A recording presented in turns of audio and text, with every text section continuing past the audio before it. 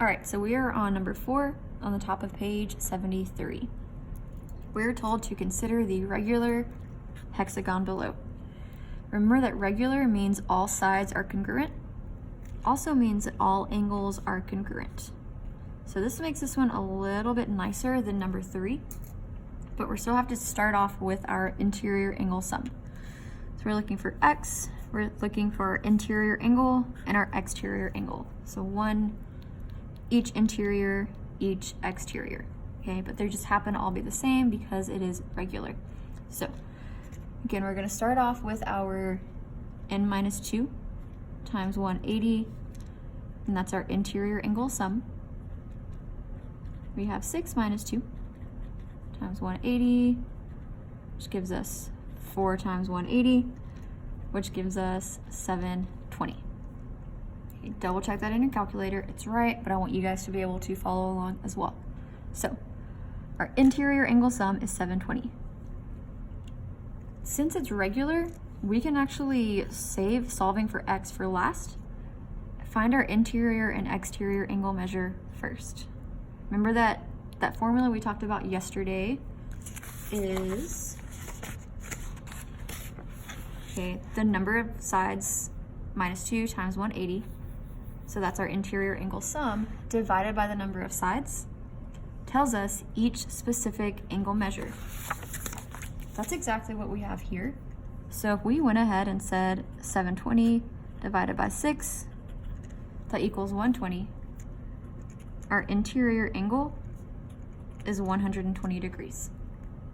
To find our exterior, we can subtract our interior from 180, or we can divide 360 by the number of sides. Either way, our interior is 120 and our exterior is 60. Okay, so hopefully you guys realize that it's regular, so we can actually do all of this before we even solve for x. We still have to solve for x, and to do that, we're gonna use the 720. Okay, if we remember, they all add up to 720, and we have 6 of them. So we're just gonna multiply 6 by 130x equals 720. Okay, to get x by itself, a couple different methods. We can multiply in, or since this is being multiplied, go ahead and divide. We get 130x is equal to 120. Again, that's where it comes from. Divide both sides by 130. X is equal to 12 over 13.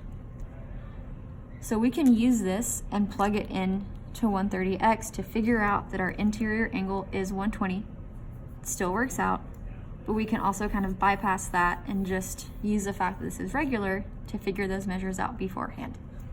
Okay, looking at number 5, this is just like number 3 from your homework.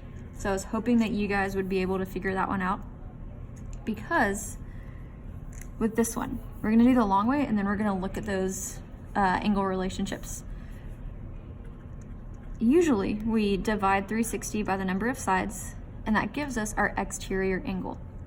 In this case, we know our exterior angle, so then we can just work backwards, use our inverse operations to solve for n.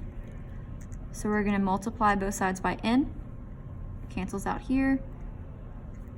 We have 360 is equal to 24n. Whenever we have 24 times n, we're gonna divide, and that gives us n is equal to 15. So there are 15 sides. Okay, this relationship, I'm gonna scoot this over, can be written, it's kind of like vice versa. 360 divided by the number of sides gives you your exterior angle. We can also divide 360 by our exterior angle to find the number of sides. So make sure you have this written down. If you didn't do number 3 on your homework yet, make sure to use this method to find that. Now looking at number 6, a couple things. A decagon is 10 sides, a dodecagon is 12 sides. We're looking for the greater exterior angle, which means we have to find both of them. Again, exterior angle just divide by the number of sides. 360 divided by 10, 360 divided by 12. We have 36 degrees and 30 degrees. We can easily see that 36 is greater. Okay, so our decagon is greater, and it is greater by 6 degrees.